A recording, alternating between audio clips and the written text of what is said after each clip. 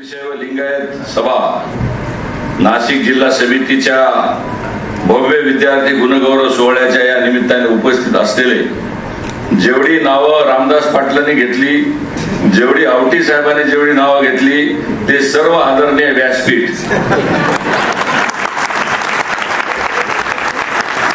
समोर जे मुलं बसलेले यांना तुमच्या नावात इंटरेस्ट नाहीये, यांना सर्टिफिकेट पाहिजे हातात आणि फोटो काढायचा आणि सेल्फी टाकून स्टेटसवर टाकायचा.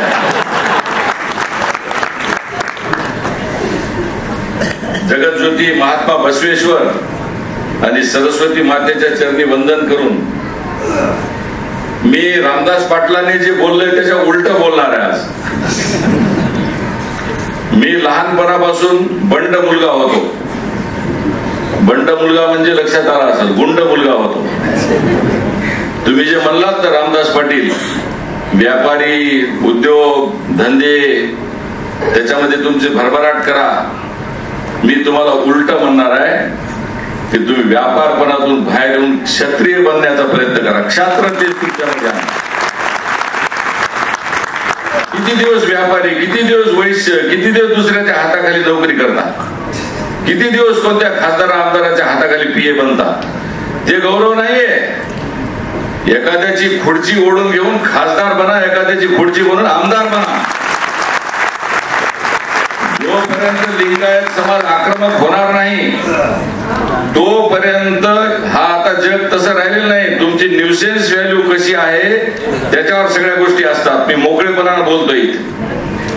मी 10वीला मेरिटचा विद्यार्थी होतो, 12वीला मेरिटचा विद्यार्थी होतो. माझी तट्ट्याची शाळा होती. त्या तट्ट्याच्या शाळेला पाठीमागून छिद्र होतं, त्याच्यामधून डुकर येत जात सगळे होते. मी देखील इंटरव्ह्यूला मधून जाऊन संत्री गोळी खाऊन परत वापस येत होतो.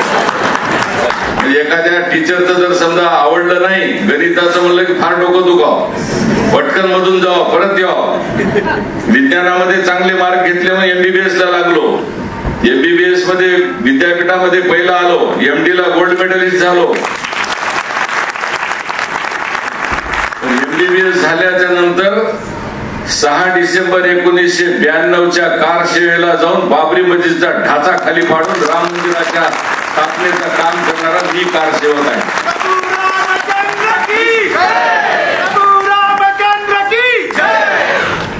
माझ्यामध्ये पहिलेपणापासूनच विद्रोहीपणाचे गुण होते आणि मी जुमानत नव्हतो. माझे वडील रोज मला मारायचे, कारण हे कार्ट काही खरं नाही. हे आपल्या घराण्याचं 100% नाव गाडीत घालणार. त्यांना वाटतच नव्हतं हे डॉक्टर होईल म्हणून, कारण बाबरी मस्जिद जाऊन पाडून आले. MBBS चांगलं शिकावं, आपलं MDचं चांगलं घ्यावं, दवाखाना टाकावं. येण्यासारखं लागलं RSSच्या लोकांच्या मागं. RSSच्या लोकांचे त्यांचे भांडणं झाले. आमच्या पोराला बाबरी मस्जिद पाडायला घेऊन जाता, ते काय बरोबर आहे का तुमचं? खरं आता वडील म्हणल्यानंतर म्हणणारच शेवटी. शेवटपर्यंत त्यांना माहित नव्हतं की मी काय काय करतोय ते. मी 6 डिसेंबरची कार सेवा झाल्यानंतर दादा मी पूर्ण वेळ 3 वर्ष संघाचा प्रचारक म्हणून संभाजीनगर जिल्ह्यात काम केलं. त्या काळामध्ये गावामध्ये येऊ देत नव्हते संघाच्या लोकांना. त्या काळामध्ये काँग्रेसची सत्ता होती. त्या प्रतिकूल परिस्थितीमध्ये मी संघाचा प्रचारक म्हणून मी काम केलं आणि शिकलो. प्रतिकूल परिस्थितीमध्ये काय करावं लागतं हे शिकलो. त्यामुळे माझे वडील शेतात आत्ताही शेती करतात. माझी आई आत्ताही शेती करते. मी सोन्याचा चमचा घेऊन जन्मलेलो नाही. माझी परिस्थिती अजूनही मध्यमवर्गीय आहे. आत्ताही माझ्यावर माझ्या बायकोवर 5.5 कोटीचं कर्ज आहे. ते कारण काय ते नंतर तिला विचारा. ती माझ्यावर नाराज आहे. तिला वाटलंच नव्हतं आपला नवरा राजकारणी होईल म्हणून. तिला सांगण्यात आलं की हा तुझा नवरा MD गोल्ड मेडलिस्ट आहे, MBBS झालेला आहे. ते सगळे कर्नाटकातले, ती कर्नाटकातली आहे. ते सगळे शोधायला आले. वा वा म्हणले MBBS झाला म्हणले पोरगा, MD झालेला आहे पोरगा, बेस्ट आहे पोरगा. हिला माहितच नाही मी विद्यार्थी संघटनेचा नेता आहे. मी भाजपमध्ये RSS मध्ये फुल टाइमर आहे. बाबरी मस्जिद पाडून माहित असतं तिने लग्नच केलं नसतं माझ्यासोबत. ते सगळे सासरवाडीचे आले मला शोधायला. आमच्या बऱ्याच डॉक्टर लोकांना सांगितलं, बघा रे बाबा, चांगली मुलगी हा, माझ्याबद्दल चांगलं सांगा. त्यांनी चांगलं सांगितलं त्यांनी. आणि माझं लग्न झाल्यानंतर 2 लेकरं झाल्यानंतर आमचा दवाखाना हा रामदास पाटलांना माहितीये की नांदेडच्या मध्यवर्तीतल्या त्या काळातले मी आणि माझी बायको सगळ्यात टॉप नंबरचा बालरोग तज्ञ आणि स्त्रीरोग तज्ञ होते. आमचे वडील खुश होते, पण माझ्या मनामध्ये तो किडा वळवळ करीत होता. कारण मी टिकणारा माणूस नाही. माझं नितीन गडकरींसोबत सख्य होतं, माझं देवेंद्रजींसोबत सख्य होतं. मी गोपीनाथ मुंडेचा चेला होतो. गोपीनाथ मुंडेच्या सोबतच आम्ही कारसेवेला गेलो होतो. प्रमोद महाजनांच्या हाताखाली मी शिकलो होतो. पण प्रॅक्टिस करीत करीत करीत जेव्हा माझ्या उच्च स्तराला प्रॅक्टिस गेली तेव्हा माझ्या उद्घाटनाला देवेंद्रजी, गोपीनाथराव, गडकरी सगळी मंडळी एका व्यासपीठावर, त्या काळामध्ये गडकरी साहेब, गोपीनाथ मुंडे साहेब एका व्यासपीठावर आणण्याचं काम मी केलं आणि संपूर्ण समाजाला देखील एकत्र करण्याचं काम केलं. हा इतिहास याच्यासाठी तुम्हाला सांगितला की ही जी काही राज्यसभा खासदारकी मिळाली का सोप्याने मिळालेली नाहीये.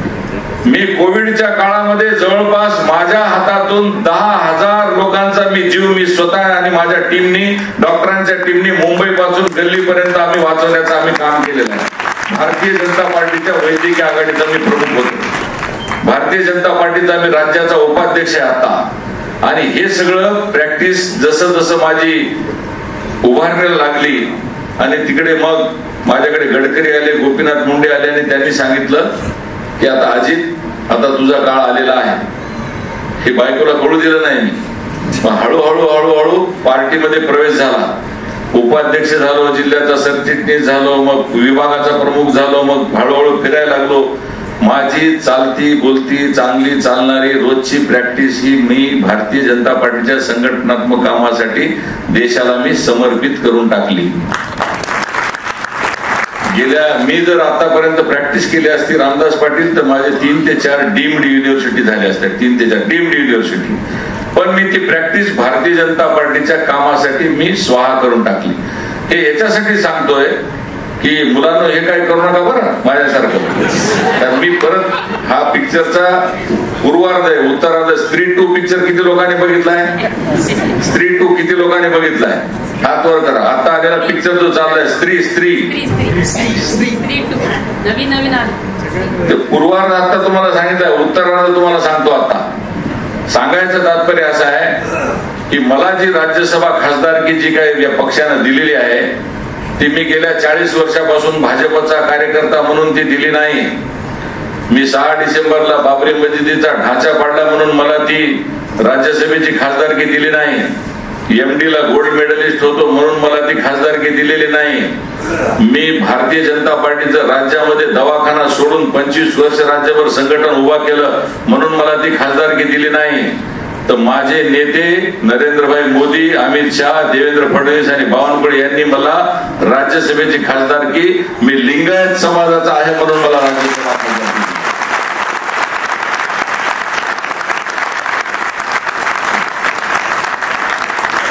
आणि आज तुम्हाला सांगतो की आज जळगावला प्रधानमंत्र्यांच्या सभेमध्ये मी प्रमुख अतिथी म्हणून मी तिथं निमंत्रित केला गेलो होतो. पण या अजिंक्य नावाच्या पोरानं आणि या लिंगायत समाजाच्या प्रेमानं मी मोदीजींची माफी मागून आज तुमच्यामध्ये उपस्थित आहे. कारण मला मोदीजींनी लिंगायत म्हणून राज्यसभा खासदारकी दिलेली आहे. आज त्या ठिकाणी 1.5 लाख महिला लखपती दिदींचा कार्यक्रम गिरीश महाजनांच्या माननीय देवेंद्र फडणवीसांच्या नेतृत्वाखाली त्या ठिकाणी होतोय. मी तिथं प्रमुख निमंत्रित आहे. पण एवढा मोठा लिंगायत समाज नाशिक या ठिकाणी उभा राहणार आहे, इथे येणार आहे, गुणवंत विद्यार्थी येणार आहेत. मी आल्या चपला बाहेर काढल्या आणि गेल्यानंतर सरळ समाजाच्या माझ्या सर्व लहान लहान लेकरांसोबत बोलत माता भगिनी सगळ्यांसोबत विचारपूस करीत फिरलो. माझी संस्कृती नाही दुसऱ्या पक्षासारखी. आलं की वाट बघायला लावायचं, आलं की थांबा गेस्ट हाऊसला थांबा म्हणायचं, बाजूला जाऊन बसायचं. मी त्याच्यातला माणूस नाही. आणि मी आजही मी स्वतःला राज्यसभेचा खासदार समजत नाही. मी सर्वसामान्य डॉक्टर अजित गोपछडे एक सर्वसामान्य कार्यकर्ता म्हणून समजतो. कारण माझ्या बापाने मला शिकवलेलं आहे की आपली गरिबी विसरू नको, जमिनीवर पाय ठेवून राहा, सर्वसामान्यामध्ये मिसळ, गरिबाचं दुःख बघत राहा आणि तुझ्या समाजाचं ऋण फेडण्यासाठी तुला राज्यसभेचं खासदार केलेलं आहे. आजही माझी आई गाईचं दूध काढते सकाळी उठल्यावर. 80 वर्ष वय आहे, वडिलाचं वय 85 आहे. गाईचं दूध काढते. माझ्या घरामध्ये गाईंचं म्हणजे गोपालन आहे, शेण काढते, गोमूत्र काढते आणि त्या गोमातेची सेवा ती करत असेल म्हणून कदाचित मला देवानी परमेश्वराने मला राज्यसभेचे खासदार केले. या ठिकाणी जे मी म्हणणं जे सांगणार आहे फार कमी शब्दात सांगणार आहे, त्याचा मतितार्थ तुम्ही सगळ्यांनी घ्यावा. सांगण्याचं तात्पर्य असं आहे की आपल्यामधलं क्षात्र तेज काय आहे ते समजून घ्या. बाकी सगळ्या समाजाचा उल्लेख केला, मला फक्त मराठा समाजाबद्दल खूप भूषण वाटतं. मराठा समाजाकडून शिकण्यासारखं आहे. मराठा समाजची प्रत्येक माता तिच्या चरणी मी वंदन करतो. ती म्हणते तू शिवबा आहेस, तू छत्रपती संभाजी आहेस आपल्या लेकराला, आपण का म्हणू नये ते देखील म्हणतात. आणि खरंच मराठा समाजाकडून शिकण्यासारखं आहे. 18 पगड जातीचं नेतृत्व करण्याची तुझ्यामध्ये क्षमता आहे. हे लिंगायत समाजानं पण शिकलं पाहिजे मराठा समाजाकडून. आपल्या एकूण जाती किती आहेत माहिती आहेत का? 57 जाती आहेत. 57 जातीमध्ये आपसा तर जमत नाही आपलं. यानं त्याचा साळी, माळी, कोष्टी, सुतार, चांभार, लोहार आपल्यामध्ये जाती आहेत, माहित नाहीत. कानोडी, पानोडी, वाणी, तेली सगळे आहेत आपल्यामध्ये. बरोबर आहे का रामदास पाटील? या सगळ्या जाती येतात का व्यासपीठावर? म्हणतात तुम्ही 1.5 कोटी येतात. अरे 1.5 कोटी तुम्ही एकत्र येतच नाही, 1.5 कोटी कसे येणार? तुम्ही आपसा एकमेकांमध्ये देता का मुली? देत नाही. त्याला खालचा आहे, त्याचं कशाला देऊ मी मुलगी? देत नाही मी. या सगळ्या चौकटी बाजूला सोडा, एकत्र या. महाराष्ट्रामध्ये 1.5 कोटी लिंगायत आहेत. महाराष्ट्रात 1.5 कोटी.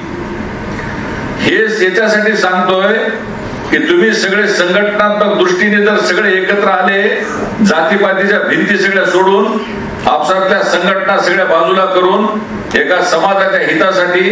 अजित गोपछेडेचं एक फक्त छोटस उदाहरण आहे. 100 रामदास पाटील जन्मू शकतात महाराष्ट्रामध्ये. तुम्हाला सांग, 100 रामदास पाटील. सगळे एकत्र या. मी तुमच्या सतरंजा उचलायला तयार आहे, मी तुमच्या खुर्च्या उचलायला तयार आहे. असे 100 रामदास पाटील महाराष्ट्रात जन्माला घालायचे आपल्याला. त्याच्यासाठी मी तुमच्या समोर आज या ठिकाणी उभा आहे. मला तुम्ही जी जबाबदारी दिलेली आहे तिथं मी पार पाडणारच आहे. मला सांगितलंय स्मशानभूमीच्या संदर्भातलं, मी लगेच आता पत्र लिहिलंय. माननीय मुख्यमंत्री देवेंद्र फडणवीस साहेब, माननीय मुख्य सचिव सुजाता सौनिक यांच्यासोबत मंत्रालयात या विषयाच्या सोबतच अन्य लिंगायत समाजाच्या समस्या निवारणासाठी तातडीने मंत्रालयात बैठक लावावी अशा पद्धतीचं पत्र आता मी काढून पाठवलं. काय काय समस्या आहेत लिंगायत समाजाच्या? अरे फक्त स्मशानभूमीसाठी म्हणजे तुमची उडी कुठपर्यंत आहे? त्या उंटाच्या फक्त इथपर्यंत आहे. आपल्याला उंटावर बसायचंय रामदास पाटील. नुसती स्मशानभूमी मागून जमत नाही. मी देवेंद्रजींना भांडून बसवेश्वर आर्थिक विकास महामंडळाची स्थापना केली. त्या देवेंद्र फडणवीसांचं अभिनंदन करा तुम्ही सगळेजण. त्यांनी बसवेश्वर आर्थिक विकास महामंडळ जे कर्नाटकच्या धर्तीवरचं आहे ते आर्थिक विकास महामंडळ ते स्थापन केलंय. मी देवेंद्रजींना भांडणार आहे पुढच्या आठवड्यात की ते फक्त 50 कोटी दिलेले आहेत. 50 कोटी ते या नाशिकमध्ये जिरून जातील. मी देवेंद्र फडणवीस साहेबांना 1000 कोटी रुपये आमच्या बसवेश्वर आर्थिक विकास महामंडळाला द्या म्हणून त्यांच्याकडे साखर घालणार आहे, मनगट घालणार आहे, पाया पडणार आहे त्यांच्या. कारण याच्या पाठीमागे रामदासजींनी ज्या गोष्टी सांगितल्या, मला माझ्या लिंगायत समाजात इथे बसलेल्या ज्या सर्व तरुणी आहेत, तरुण आहेत, फक्त नाशिकातच नाही, जे तुम्ही मराठा सेवा संघाचं सांगितलं आदरणीय दादा रामदास पाटील, माझ्या स्वप्नामध्ये मुंबई, पुणे, नागपूर, नाशिक, छत्रपती संभाजीनगर आणि सोलापूर या ठिकाणी शिक्षणाचे संकुल माझ्या विद्यार्थ्यांनी विद्यार्थिनीसाठी विनामूल्य शिक्षण, जेवण, शिष्यवृत्ती करण्याचा मी संकल्प केलेला आहे. माझ्या या राज्यसभेच्या कालावधीत येत्या 2 वर्षात करायची मी ती भीष्म प्रतिज्ञा केलेली आहे. मी पत्र लिहिलेलं आहे. कोणाला बघायचं असेल तर माझ्या स्वतः ट्रॅक रेकॉर्डवर जा, मंत्रालयामध्ये जा, अजित गोपछेडेचं नाव टाकल्याबरोबर तिथं फक्त तुम्हाला लिंगायत लिंगायत लिंगायत लिंगायत दिसल. कारण मी फक्त लिंगायतासाठी झटणार आहे. कारण बोलून जमत नाही, करून दाखवावं लागतंय.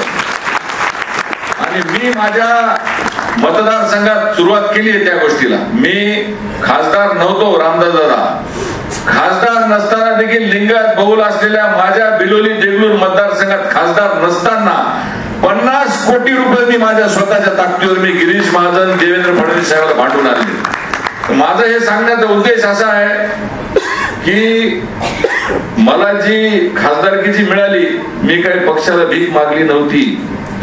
कोणतंही पद हे कर्तृत्वानं चालून येते, बिलकुल भीक मागू नका. तुम्हाला सांगतो, मी आयुष्यभर, बायकोला माहित आहे, दवाखाना सोडला, रानावानानं फिरायला लागला, लेकरं बाळदारानं सोडून टाकले.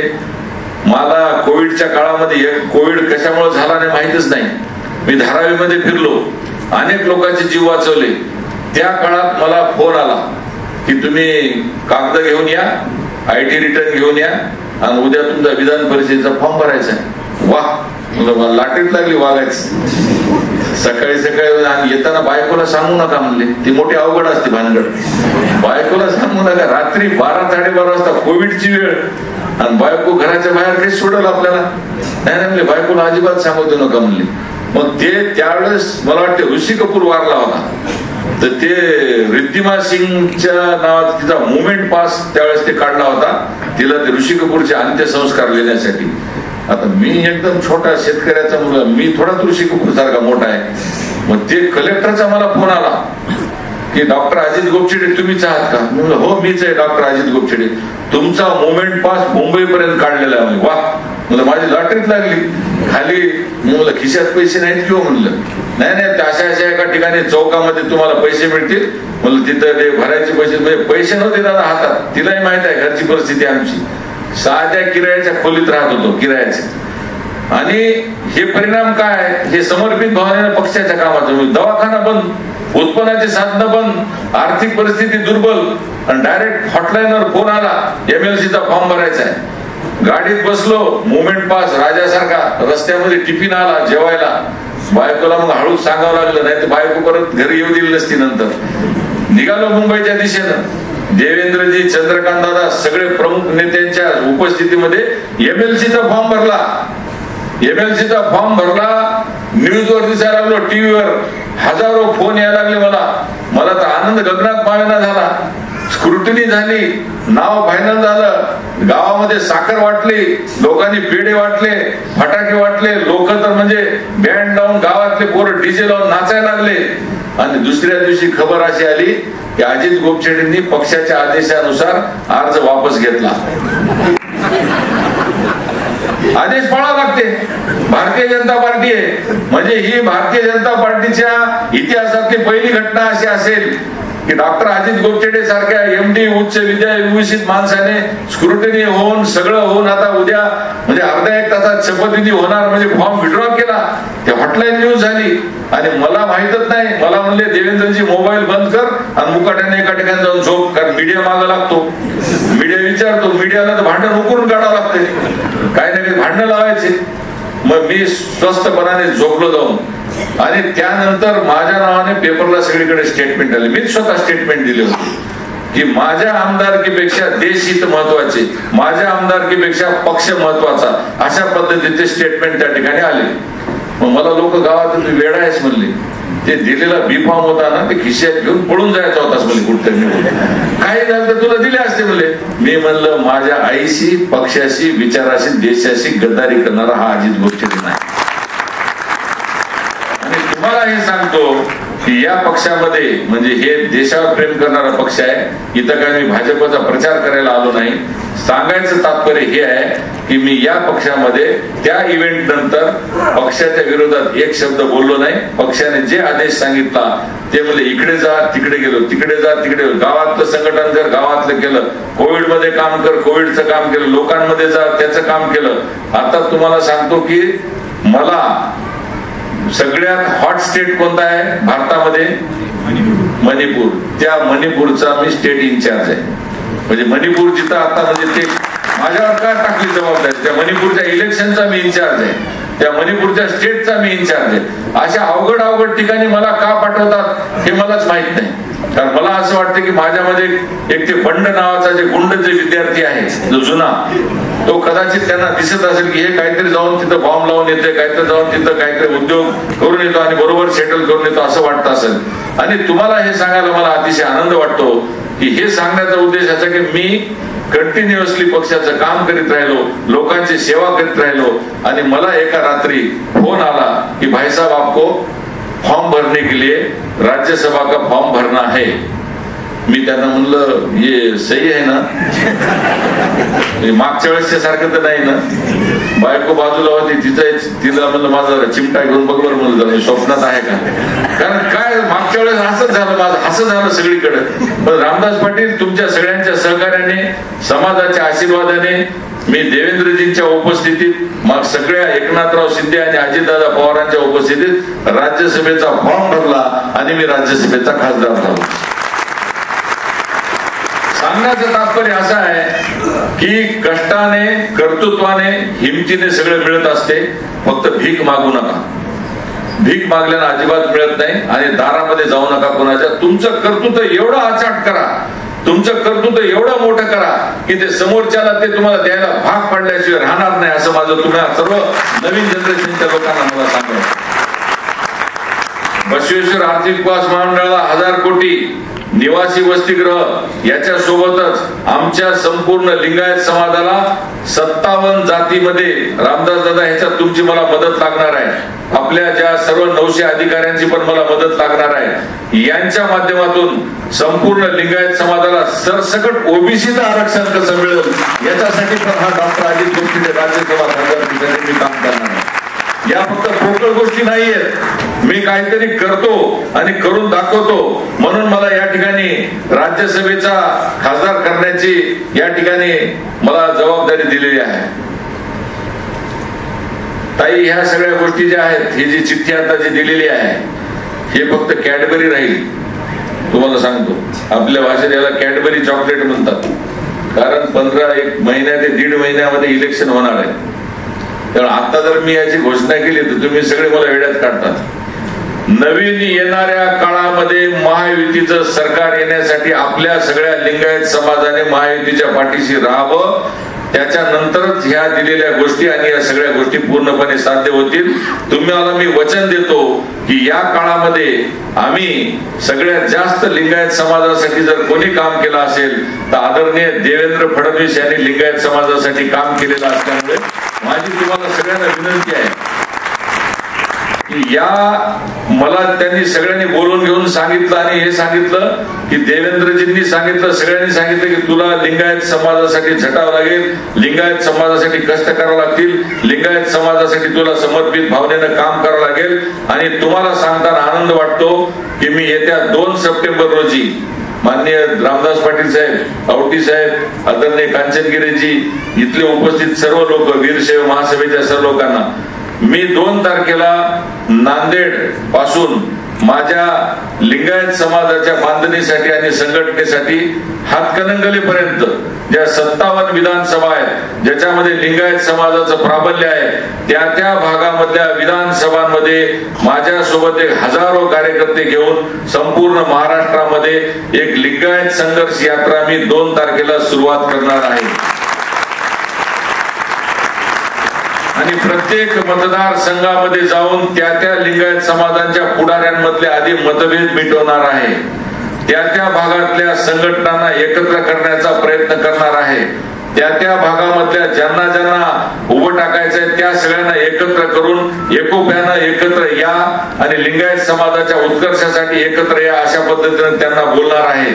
आणि त्या भागातल्या लिंगायत समाजाला एकत्र करण्याचा उद्देश हा आहे की तुम्ही जो आता जो विषय केला की आपले आमदार असावेत, आपले विधिमंडळामध्ये सदस्य असावेत, ही यात्रा 2 तारखेपासून ते अनंत चतुर्दशी पर्यंत 57 ज्या विधानसभा दादांनी मला सांगितल्या, माझ्या नजरेमध्ये टोटल 46 होत्या, पण रामदास पाटलांचं सगळ्यांनी टाळ्या वाजून अभिनंदन करावे. माझ्यापेक्षाही जास्त आंदोलन, जास्त स्टॅटिस्टिक त्यांच्याजवळ आहे.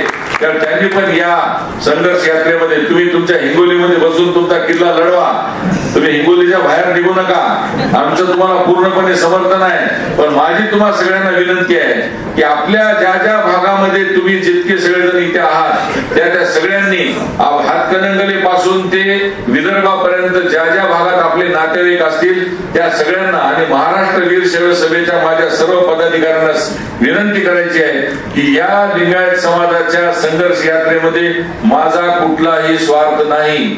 मला माझ्या समाजातल्या माझ्या लिंगायत बांधवांना एकत्र करायचंय, माझ्या लिंगायत बांधवांचे भांडणं मिटवायचे, माझ्या लिंगायत बांधवांच्या सगळ्या जाती एकत्र करायच्या, माझ्या लिंगायत समाजातले सगळे लीडर्स एकत्र करायचे, माझ्या लिंगायत बांधवांच्या व्यापाराला संरक्षण द्यायचंय, माझ्या लिंगायत बांधवांच्या मुला मुलींना भविष्यामध्ये डॉक्टर, कलेक्टर, इंजिनियर करण्यासाठी देखील मी या यात्रेमध्ये पूर्ण वेळ स्वतःची ताकद लावून पूर्णपणे मी फिरणार आहे. जर आपण आपली ताकद अशा पद्धतीने जर दाखवली आणि महाराष्ट्रामध्ये अशा प्रकारचा प्रवास करून सगळ्या लिंगायत समाजाला जर एकत्र केलं तर समोरचा कोणताही राजकीय क्षेत्रातला माणूस हा तुमच्या पुढे वाकत असतो. हे मी मराठा समाजाकडून शिकलेलं आहे. हे तुम्ही सगळ्यांनी जाणून घ्या. समोरचा राजकीय नेता ज्या दिवशी अशा प्रकारची यात्रा झाल्यानंतर जेव्हा मेसेज जाईल महाराष्ट्रात की सगळा लिंगायत हा उठून बसलाय, सगळा लिंगायत हा एकत्र झालाय, सगळ्या लिंगायतातल्या 18 पगड जातीच्या भिंती मोडल्या, सगळे 18 पगड जातीचे 1.5 कोटी लिंगायत भविष्यामध्ये ठरवून मतदान करणार आहेत, त्या दिवशी आपोआप मंत्रालयाचे दार उघडतील आणि त्या दिवशी या लिंगायत समाजाच्या सगळ्या मागण्या मान्य होतील असं मी तुम्हाला या ठिकाणी आश्वासन देतो. जाता जाता फक्त तुम्हाला सगळ्यांना एकच गोष्ट सांगायची की अशा प्रकारच्या गुणवंत विद्यार्थ्यांचे मेळावे आयोजित करणं, वधूवर मेळावे आयोजित करणं हे अत्यंत चांगली बाब आहे. परंतु आज या ठिकाणी मला तुम्हाला एक सांगताना अतिशय आनंद होतो. या नाशिक जिल्ह्यामध्ये सुरुवात झाल्यामुळे मी खासदार म्हणून मला या ठिकाणी तुम्ही स्मशानभूमीच्या संदर्भात तर सांगितलेलंच आहे, तर या ठिकाणी देखील स्मशानभूमीची जर काही अडचण असेल तर ती मला ताबडतोब आवटी साहेब तुम्ही सांगावी. ती मी येत्या आठवड्याभरामध्ये ती स्मशानभूमी नाशिकातली मी उभारण्याचा या ठिकाणी संकल्प करतो. पण त्या व्यतिरिक्त त्याच्यापेक्षा सगळ्यात मोठी गोष्ट असे आवटी साहेब, एक लवकरात लवकर तुम्ही या ठिकाणी भूखंड शोधा, त्याच्यावरती चांगल्या प्रकारचं वीर शैव विद्यार्थ्यांसाठी वसतिगृह उभारण्यासाठी मी स्वतःची ताकद लावून या ठिकाणी पूर्णपणे या समाजातल्या विद्यार्थ्यांच्या शिक्षणासाठी जे रामदासजींनी जे सांगितलं ते स्वप्न साकार करण्याची मी अंगावर जबाबदारी घेतो. पण त्याच्यामध्ये तुम्ही सगळ्यांनी मिळून सामूहिक पद्धतीने एकत्र येऊन मला साथ द्या. हे वीर शैव समाजाचं विद्यार्थ्यांचं वसतिगृह या ठिकाणी येत्या वर्षभरामध्ये कसं उभं राहील याच्या संदर्भात मी पूर्णपणे या ठिकाणी प्रण करेन आणि त्याच्यासाठी तुमच्या पाठीमागे लागेल मी.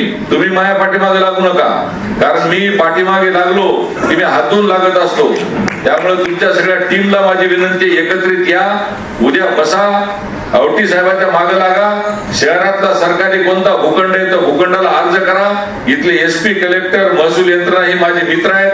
त्यांच्याकडे भूखंड 99 वर्षाच्या लीजवर घ्या आणि त्या भूखंडावर CSR फंड लागेल, राज्यसभेचा खासदारकीचा निधी लागेल, जे जे काय लागेल. कारण तुम्हाला सांगायला आनंद होतो की मी वरिष्ठ सभागृहाचा राज्यसभा खासदार आहे. आमच्या राज्यसभा खासदाराला भारतात कुठेही निधी देता येतो आणि माझ्यासोबत असे बलाढ्य पैलवान आहेत. मी तर फार छोटा पैलवान आहे त्या राज्यसभा खासदारकीमध्ये, फार छोटा आहे एकदम. माझ्यासोबत एकमेकांपेक्षा एक असे बलाढ्य पैलवान आहेत, तेल लावून कसलेले पैलवान आहेत आणि त्या सगळ्यासोबत माझी मैत्री झालेली आहे. आणि अजून एक चांगली अभिमानाची बाब म्हणजे माझ्या बेंचच्या बाजूला नारायण मूर्तीची बायको सुधा मूर्ती पण माझ्या सोबत आहे आणि सुधा मूर्तीचं घर माझं घर आजूबाजूला आहे आणि रोज सकाळ संध्याकाळ नमस्कार होतो आमचा. मी त्या नमस्कारामध्ये मला फार स्वार्थ आहे. मी त्यांना अशा प्रकारच्या सगळ्या आमच्या गोरगरीब भागातल्या सगळ्या विद्यार्थ्यांचं काय महाराष्ट्रात परिस्थिती आहे का दाखवायला येणार आहे. मग हे इन्फोसिसचे मालक असलेल्या नारायण मूर्तीच्या बायकोला देखील आपल्या देशाची सेवा करायची. त्यांना शिक्षणामध्ये आवड आहे. त्यांना शिक्षण क्षेत्रामध्ये ज्या गरीबाला कलेक्टर होता येत नाही, ज्याला डॉक्टर होता येत नाही, ज्याला इंजिनियर होता येत नाही, त्यांना मदत करायची तिच्या मनामध्ये खूप तळमळ आहे. आणि ती महिला या देशाच्या सर्वोच्च सभागृहात माझ्यासोबत असल्यामुळं मोठ्या बहिणीसारखी ती माझ्या पाठीशी उभी राहील आणि तुमच्या मनातल्या असलेल्या संकल्पना तिच्या माध्यमातून देखील मी पूर्ण करण्याचा या ठिकाणी प्रयत्न करतो. फक्त आता एकच वाक्य सांगतो, आपसातले मतभेद मिटवा. तुमच्यातला कोणी जर पॉलिटिकली मोठा होत असेल त्याच्या पाठीमागे पूर्णपणे ताकद लावा. आणि या पूर्ण विद्यार्थ्यांना मला एकच सांगायचं आहे की आपलं नाव एवढं मोठं करा. आपल्या मायबापांनी आपल्याला नेहमी म्हणलं पाहिजे. आता माझे वडील आज मला म्हणतात, म्हणजे बाहेरच्या लोकांना म्हणतात, ते माझ्या वडिलांचं नाव आहे माधवराव गोपछडे आणि त्या राज्यसभेच्या मध्ये माझे जवळपास 8 भाषणं झाले आणि त्या 8 भाषणामध्ये जे उपराष्ट्रपती समोर बसतात ते म्हणतात honourable doctor Ajit Madhavrao Gopchade, you can speak नाव. ते डॉक्टर अजित माधवराव गोपछडे, ते गावातले पोरं वीर सगळे जातात, शेतकरी आम्ही पाटील आहेत गावचे, पाटील पाटील तुमचं नाव आलं बघा, माधवराव गोपछडे माधवराव गोपछडे. आमच्या वडिलांचे छाती अभिमानाने भरून येते. म्हणजे तुम्हाला माझे वडील आज असं म्हणतात की माझा मुलगा हा सिंह निघाला, माझा मुलगा वाघ निघाला, माझा मुलगा हा देशाचं नेतृत्व करणारा निघाला. अशा पद्धतीने तुमच्या आईवडिलांना देखील भविष्यामध्ये माझ्या आईवडिलांसारखं तुम्हाला म्हणलं पाहिजे. त्यासाठी तुम्ही शिक्षण क्षेत्रात, राजकीय क्षेत्रात, व्यापारिक क्षेत्रात, औद्योगिक क्षेत्रात, बिझनेस क्षेत्रामध्ये त्या भागातले तुम्ही भविष्यात लिंगायत समाजाचे नेतृत्व करावं एवढीच विनंती करतो आणि थांबतो. जय हिंद, जय भारत, शिवशरणार्थ. धन्यवाद सर. अतिशय जोमाने काय बोलता खासदार साहेबांनी त्यांच्या बालपणापासून तर अगदी राज्यसभेच्या सदस्यापर्यंतचा इतिहास आपल्या सर्वांना सांगितलाय. बालपण कसं होतं, तरुणपण कसं होतं आणि लग्नानंतरही कसं होतं. वहिनी साहेबांच्या सुद्धा डोळ्यामध्ये आनंद असू साहेबांनी ज्यावेळेस त्यांचा उभाभाव केला त्यावेळेस आले. एकदा वहिनी साहेबांची साथची सुद्धा टाळा होऊन द्या, कारण एवढी समर्पक साथ साहेबांना दिली. आणि गोपछडे साहेबांना पुन्हा एकदा विनंती करतो की आपण जी संघर्ष यात्रा कराल, नाशिक जिल्ह्यामधून कराल किंवा जे काही आपण कन्स्ट्रक्टिव्ह काम सांगितलं आम्हाला लिंगायत समाजासाठी, वसतिगृहासाठी, त्यासाठी आपण कधी आम्हाला हात द्या. नाशिक जिल्हा त्या बाबतीत कमी पडणार नाही. हर एक प्रकारची तन्मन धनाची साथ आपल्याला राहील अशी ग्वाही या ठिकाणी देतो. या ठिकाणी आता विद्यार्थी गुण गौरव सोहळ्यास सुरुवात होईल. सर्व प्रमुख पाहुण्यांना विनंती करतो या ठिकाणी ज्या ज्या पाहुण्यांचे नाव घेतले जाईल त्यांनी त्या विद्यार्थ्यांचा सन्मान आणि सत्कार या ठिकाणी